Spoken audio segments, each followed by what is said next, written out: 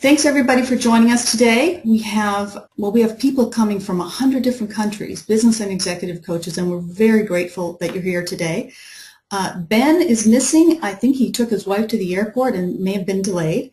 So my name is Sherry Rose, and I am welcoming you today. And for the third year in a row, the World Business and Executive Coach Summit has scoured the globe for really the top coaches and leaders, and we have one of these leaders with us today, Henry, and I'll tell you more about him in just a moment. And this is our third year, and we're very grateful that you stayed loyal to us. And so over the next few weeks, you can really do something powerful with your coaching business by participating in this summit, and we're currently doing the pre-summit. And this is a world premiere online event, and the focus of this is to really bring you the top trainers, raise ethics and standards, and improve your success rate as a coach. And there's a few things that are important. All the taster sessions will give you an idea of the caliber of our thought leaders, and this is happening in May. And we do this so that you can make a decision to get your full summit ticket, and many of you already have, and we thank you for that. And it's the final 3 weeks in June. And typically there are 1 to 3 sessions per day, and these are held Monday to Friday. So we ask you to participate, interact, give this your full attention, and turn off distractions except for Facebook. And if you want to make comments regarding this, you can go to facebook.com/WBECS. And because we're using Facebook as our hub, and that's where we're also doing follow-up questions at the end of this session. And there's 2 questions that people really ask about the seminar, if there's going to be a recording. And yes, there is a recording, and that's available for all the May and June sessions if you have a full summit ticket. And also if people want to know if there are CCEU credits, and these are available as well with your full summit ticket. And I believe there is 54.5 credits available. And finally, to get the most out of this session, you should really be listening for actions that you want to take as a result and what you can put into action within the next 24 hours. So now it gives me great pleasure to introduce Henry G. Coetzee, and he is the CEO and founder of the Center for Advanced Coaching, which offers the very best advanced coaching tools to people and developers on a global basis. And this includes learning experiences on advanced sales coaching mastery and the neuroscience of change and transformation. He's the author of the 90-Day Turn System, which is a customizable coaching program suite.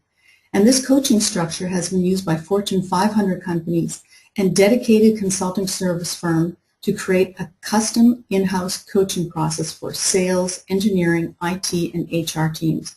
He has over 20 years of experience within the corporate domain, realms of social justice, nonprofit, and relief, and the development work across the globe. So it gives me great pleasure to say hello, and thank you so much for participating today. Thank you, Sherry. What a great privilege and an honor to talk to you and Ben and the group over at the WCES. Hang on, I got that wrong. Well, at the World Business and Executive Coaching Summit. And all the people from around the world. What an incredible experience. Looking forward to sharing with you both today and on June 19th around what I see as a trend happening around the world. It seems like there's a very, very powerful movement of people not only coming into coaching as a career, but recognizing that the broadcast is now starting. All attendees are in listen-only mode.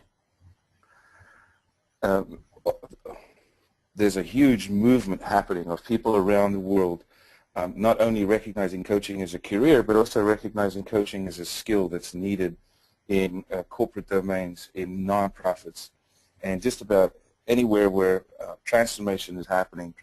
Coaching has become the go-to skill that's being learned, and excited to share with you some of the things that we're recognizing and some of the things that we're learning as we go along the way. For this morning and this afternoon, this evening, wherever you are, I'm going to do 2 things today. One is we're going to cover a little bit about the trend in coaching that we're recognizing, and answering a specific question about what does it mean to be a king or a kingmaker. And I'll share with you some of my own personal experience around that. And then second part of our conversation this morning is going to be about a blueprint for working with people of affluence or influence. And I'm going to show you 4 different ways that we access people who are very successful or are already in a place of great wealth or great influence, and what type of service can we as coaches offer folks who fall into this category. How do we enter into that place? Now, part of the movement that we're seeing around the world is that coach training is changing, and it's different around the world. Our organization gets to work with people in Brazil, in Greece, and different places, and so as you know, here in the States, a lot of things have changed where people are going more to university-style programs.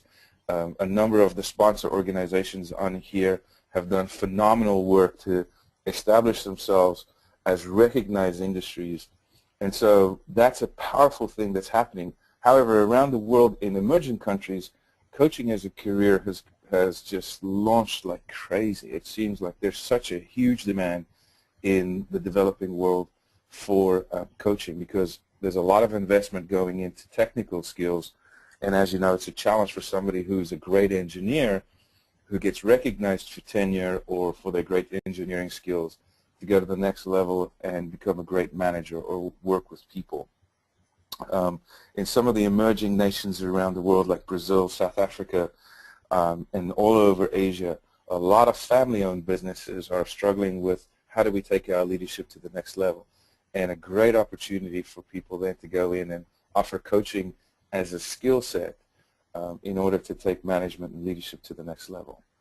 Of course, many of you are familiar with the trends and the exciting things happening with regards to neuroscience. Had an opportunity to work with Dr. Srini Pillai in the last few years and offer classes on neuroscience and change and transformation. And that again is another wave that's out there with regards to training, being able to use the vernacular and the language to be able to show that you have distinction in the world of coaching. I would say the one that's really going crazy right now, in my experience, and the one that's really growing is peer group coaching. There's a huge desire for it. It's always been so that executives and leaders looked for places to be able to network and ground themselves. But what we're seeing is that there's become a business model around peer group coaching. And it's a challenging thing because I would say, newer coaches often flock to these organizations because it's a way for them to develop business, which is a fantastic way to do it if that's what you're up to.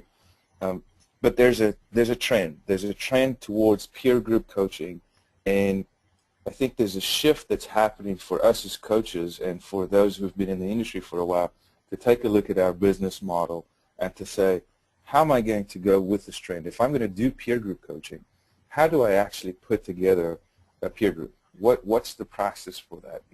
One way is to go with existing organizations that are out there, and there's great ones out there. But if you wanted to do something like that yourself, what would you do, and how would you go about it? And we want to share some of our findings around that and share with you what we're recognizing and what we're seeing specifically around the trend of peer group coaching and that as a business model and how to grow that. One of the biggest challenges for us as coaches is we're calling people to make transformation shifts in their lives. We're calling people to have a significant process or journey to grow or develop their leadership skills or their influence or their ability to generate results. And often we forget to go through that transformation ourselves. And I would say that's an excellent point. Yeah, thank you, Sher. I think one of the biggest challenges for us is that we often find ourselves on the management side of somebody else's transformational journey and not always in the process of it ourselves. And I know another presenter later today is going to talk about that.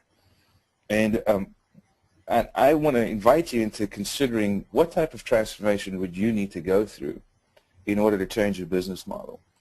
I can tell you from a personal experience that a lot of the business trends that we see we're trying to be vanguard leaders in a lot of these things, and we're learning because of some of the mistakes we've made, some of the pains we've gone through, and now we're able to recognize that. And transformation rarely is easy, and the very distinct privilege of being part of probably one of the most phenomenal transformational experiences ever, by being part of a panel of young people who were trained to facilitate the integration between black and white youth in post-apartheid South Africa.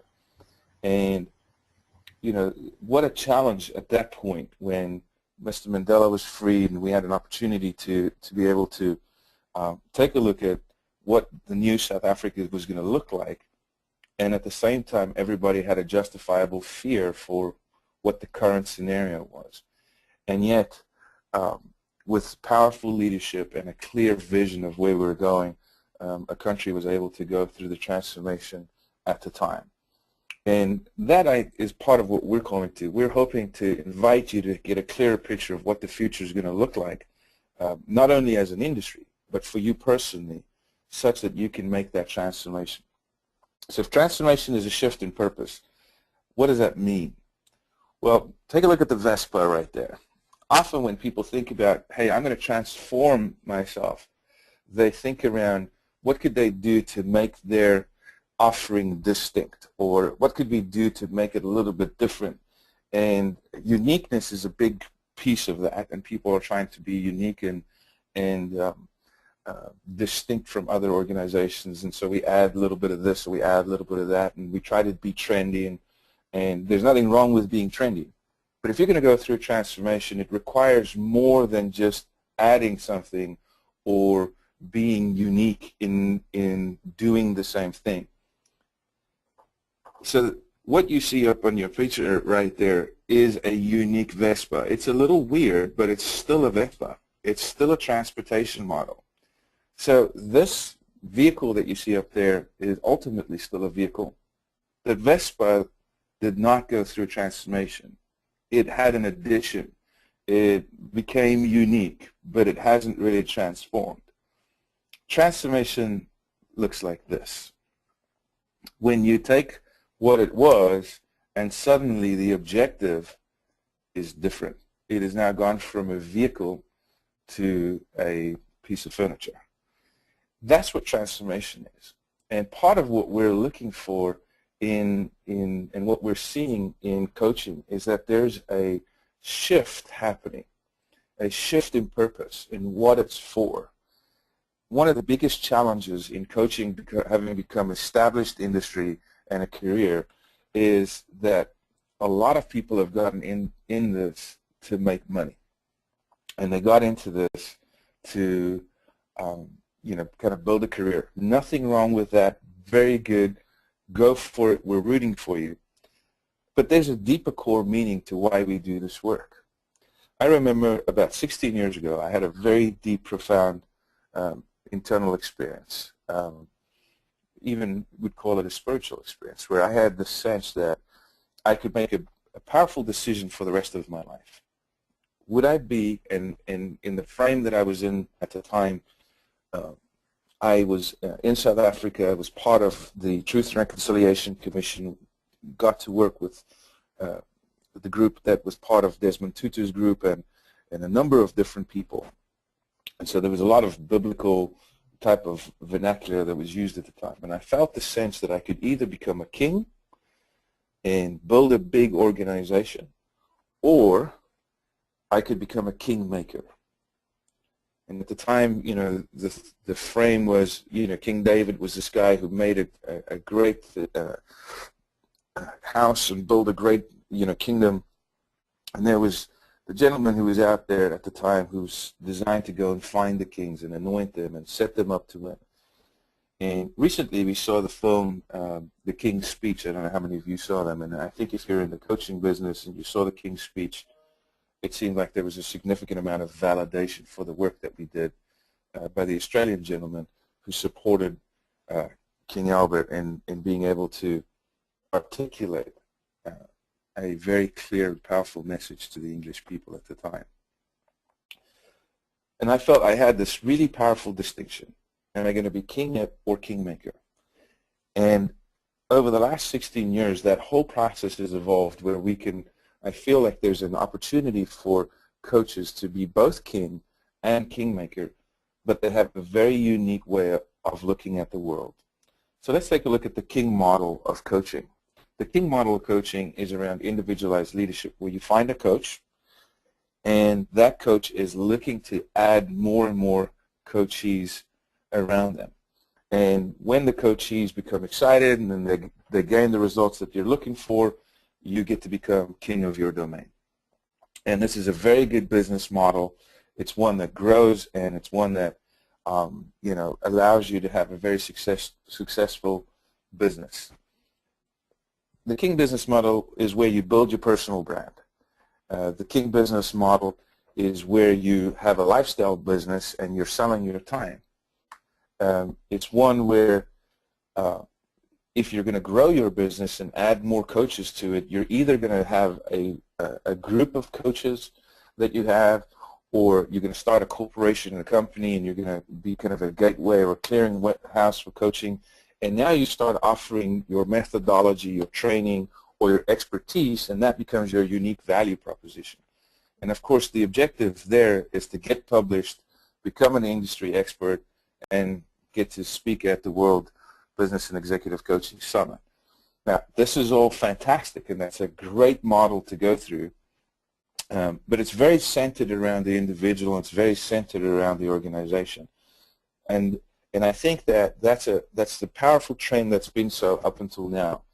And now, in addition to this, so this is not an either-or conversation, but there's a both-and conversation happening where we take a look at the kingmaker model.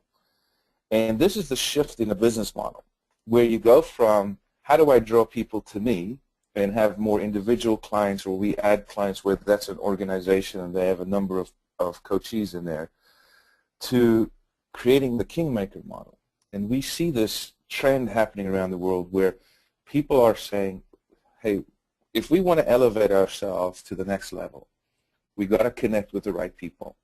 And it's good to have big training workshops, seminars, but what if we got some amazing people around the table and we took a look together in a peer group conversation around what's happening, and we call this process of working with people as strong as you, we call that process round tabling. And we've done that. Can you just take a moment? Can you take a moment and just expand a little bit on peer group coaching, because people have asked, what is it? Can you expand that more? Because as you're describing it in terms of the kingmaker model, it would be good to understand how that fits in and a really clear description of the peer group coaching.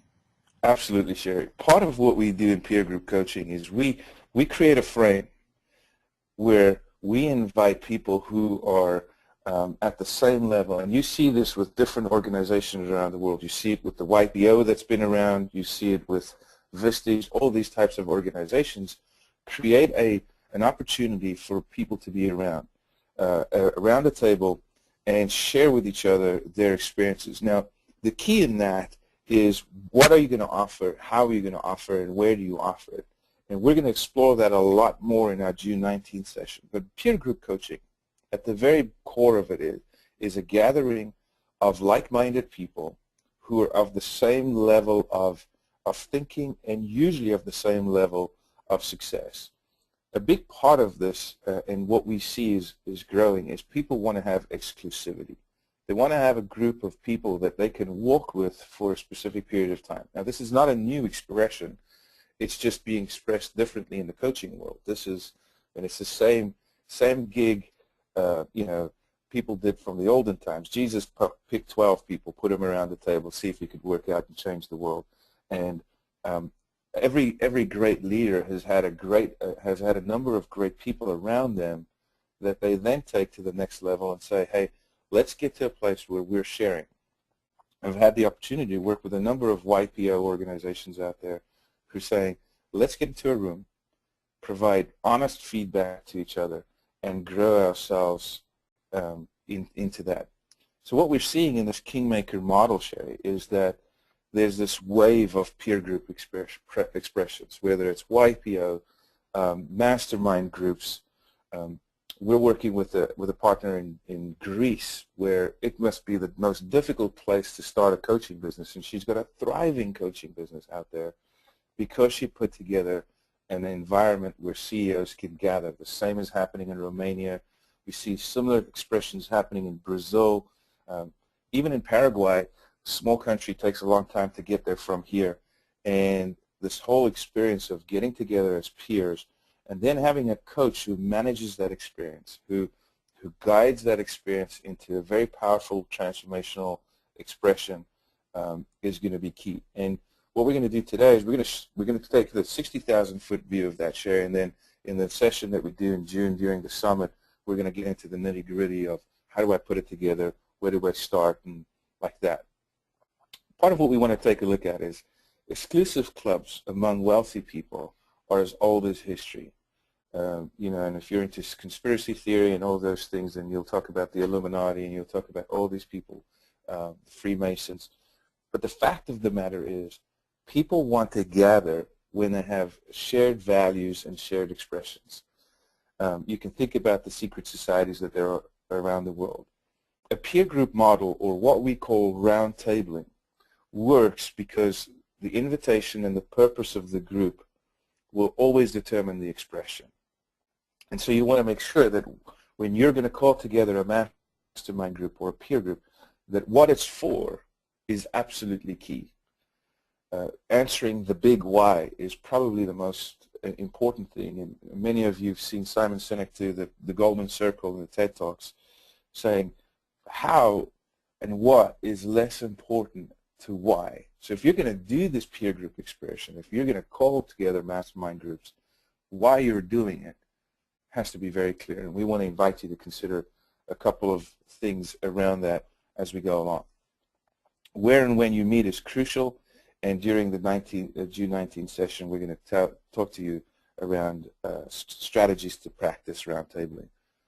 Now, because we've got such a short time, I wanted to give you 4 opportunities that you can explore today around working with people of influence and affluence. A lot of folks have asked, how do we gain access to folks like these? And one of the challenges is that successful people who have influence or have affluence are already successful. So they're not going to look to an executive coach for business coaching per se, or look to them to kind of be an advisor around how they're running their organization. So what we've looked at is where are the felt needs, the points that people of influence and affluence are entering into society today, and how can we address that? And one of the things that we've discovered is that people of influence and affluence are looking for ways to evolve themselves. You know, one of the challenges is if you're already successful, is people look at you for what you've accomplished or what you own or what you can do. And that's a challenge for them because they want to be recognized for who they are. And what we found is it's a difficult thing for a successful person to evolve who they are, especially if they're in the limelight. So we want to give them opportunities to have a real deep personal transformation, and have that be through a peer group expression, have it through a shared challenge and shared experiences. And I think we've discovered one way that really, really works for us, and I'm excited because it matches some of my own deep internal desires to make a difference in the world. So we found that, you know, even though we can do workshops around the world, in our general workshops, in our general trainings, we're not normally attracting people of high influence and high affluence. When we do smaller group expressions that are very, very exclusive and have a particular train of thinking, we're able to attract a very distinct group of people of influence and affluence, and we're going to show you what we do.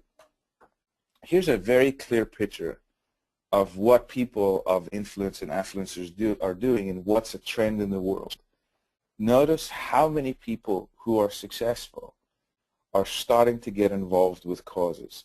It is kind of Vogue. It's kind of, in fact, Vogue magazine has an article every month about cause celebrity and it seems every celebrity out there is kind of getting involved with the cause, or every successful person is getting involved with the cause.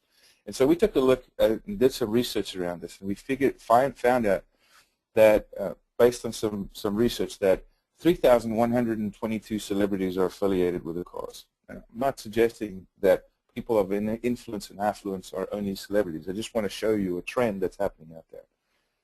There are, in the U.S., there's 1,922 charities that are supported by celebrities, or what would be called people of influence and affluence, by successful people. One of the things that successful people do when they have success is they try to find a way to express themselves in a much broader, humane way, and so they start a foundation. And in the U.S., there's over 108,000 foundations that have been giving over 3 million recent grants. That's not $3 million. That's 3 million different grants being able to go out there. And we see that this whole expression of being cause-minded or being connected with regular folks is a very important thing. One of the challenges is, if you take a look in the U.S., the trend, the average tenure for a CEO is 14 months. Successful people have become hated during this last, unfortunate economic crisis that's happened there. And as difficult and as challenging as that may be, what we wanted to find a way is how do we create a way for people of influence and affluence to be able to express themselves, divide the gap, and really have this huge personal transformation that translates into every area of their life. And we've seen this both with businesses, and we've seen this also with individuals. And that's why TV shows like Undercover Boss is going to its 4th season. Secret Millionaire has aired in the UK, US, and Australia. So what happens is that people go to foundations and causes, and that's the next level for a successful person. If you've reached a certain level of success, they want to get involved with a cause. They want to get involved with something like this. It's not just to get a tax break. This is about a way to extend and develop themselves. And one of the biggest challenges is that nonprofits, and there's 1.5 million nonprofits in America alone, tend to ask people of influence and affluence for their money and not for who they are. And so there's an aversion and a fear to get involved with causes. And what we've discovered is if we can create a way through a peer group experience where people of influence and affluence can go out and make a difference. So rather than take a group to Las Vegas and have a deep personal training in the daytime, in the evening the guys go out or people go out and have a party, what if we took them on a service expedition? What if we took some of these folks and we went to Habitat for Humanity and we built a home, or we did some of these what we call Project Samaritan service expeditions, and a very powerful change and transformation happens inside people when they get into service. And in our next session, we're going to talk about the neuroscience of service. What actually happens in the brain when somebody gets involved in a cause? So we're going to teach you how this works.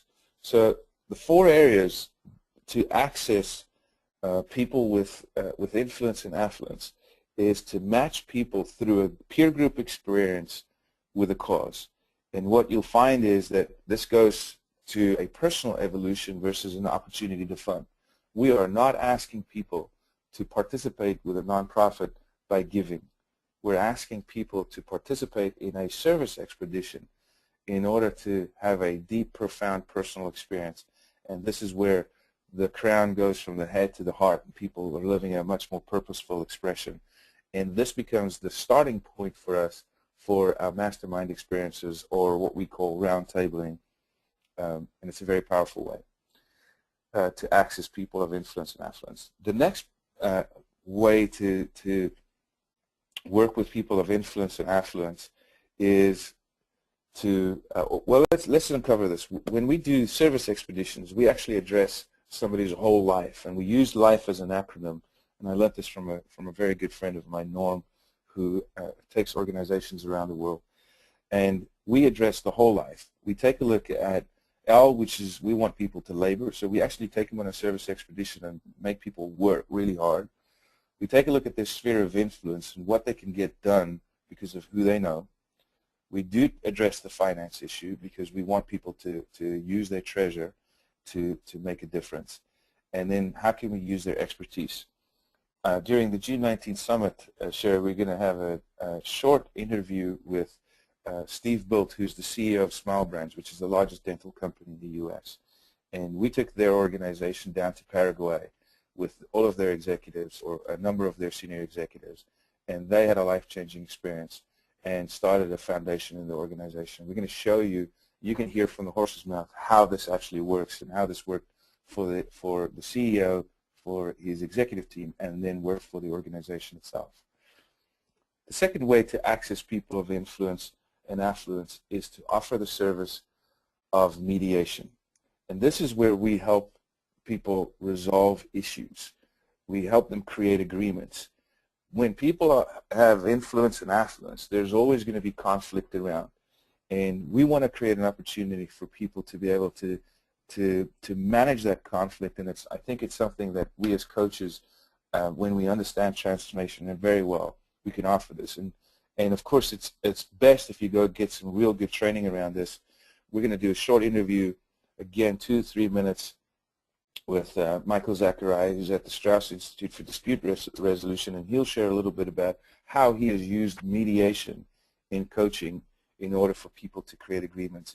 And I think that if you could learn how to manage mediation and do that well, you're going to be able to up your game as a coach as well. The third trend that we're seeing, or opportunity to access people of influence and affluence, Sherry, is offering the service of reconciliation. I had an incredible experience in Latin America recently, where a very, very successful businessman asked me said he had 6 children and 3 additional cousins, and he had spent his life becoming successful, but his family was not reconciled. And asked me, he said, listen, whatever the money is, you help me find a way to reconcile with my family. And we found that when we work with wealthy people, that this happens to be a trend. You know, one of the very things that actually should draw people together, which is the access to wealth in order to be able to distribute, is one of the things that divides people a lot. And so by providing the service of reconciliation, or a journey to reconciliation, we can restore relationships, and a very powerful way for us to be able to say, this is what makes our coaching distinct. And then lastly, you know, the successful people that we work with are all kings of their domain, and many of them, when they discover a sense of purpose, when they go through the process of mediating and reconciling, get to a place where they say, hey, you know what, I want to change my life. And it's very similar to what Dr. John Maxwell, who's one of our panel speakers and the summit speakers, will say.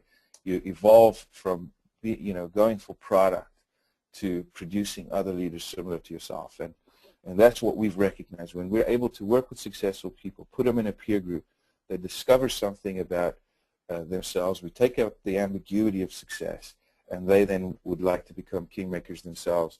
And we invite them to create this living legacy through the power of roundtabling, and they draw together groups of people who have a like mind.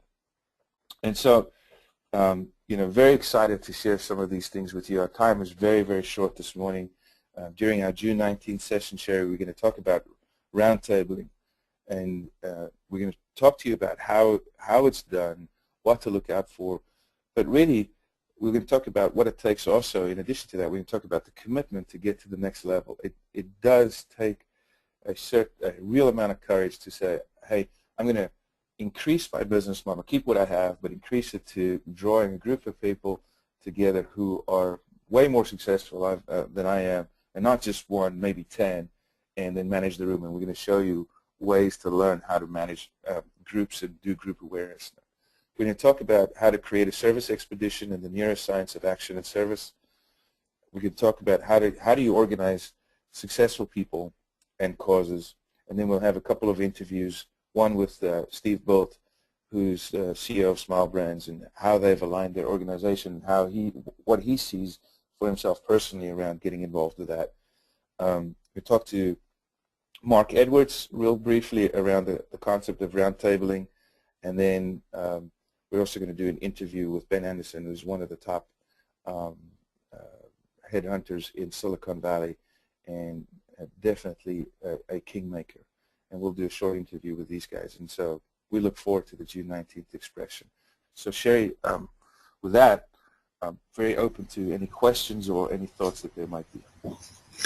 Wow, that was amazing. I've made tons of notes, and as I'm looking at the questions that are coming in, many people are, of course, saying thank you to you, and they're asking for tangible examples. And since this session is actually over, we will get into those tangible examples, and people want to know more about roundtabling and how to build and connect with influential people, and I know that's part of what we'll get into in June.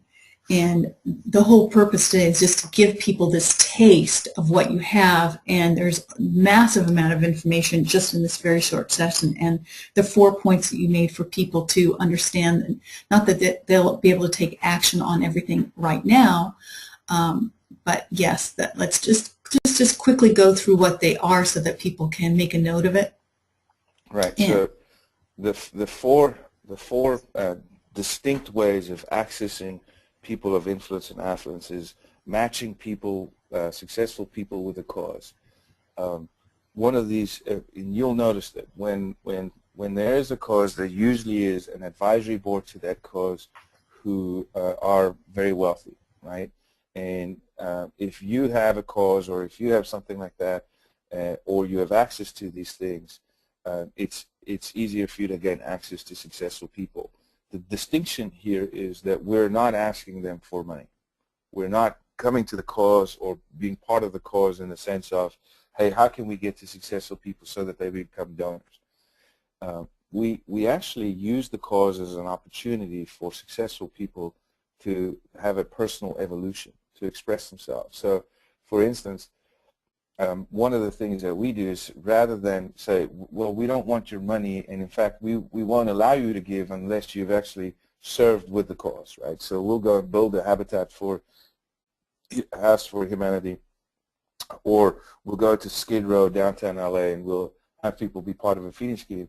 And part of the work that we do during the roundtable is we actually get our roundtable to go and experience 3 to 4 causes around the world before they get involved with their finances, because what we want first is their labor. Then we have them take a look at their influence. What can they do in the world through their influence? We do have a conversation about finance, but it's not primary. And then their expertise. So it really is using service expeditions as a way for somebody to enter into a sabbatical, into a revisioning of their life. And so what we do right from the beginning is we offer service expeditions for successful people. And what we found is if we take one person, they'll usually invite 2 or 3 of their friends to go on an experience like that, and it becomes a powerful way for us to generate a transformational expression for them and opens up a whole new world of coaching. And so the second thing that we do is we offer mediation, where a lot of conflict around them, and we help people actually resolve issues by creating agreements. The third one is offering coaching towards reconciliation within families and within organizations, but mostly within very, very wealthy, successful families, to restore relationships. And then finally, once we have that in, we invite people to become a kingmaker. This is not a training that we offer. This is not a workshop, once-off workshop that we offer. This is something that we evolve once we've got successful people in a powerful roundtabling experience. They go to the next level, and we then offer them a way to do roundtabling themselves and become kingmakers. And it seems to be a very, very powerful thing. So those are the 4 things.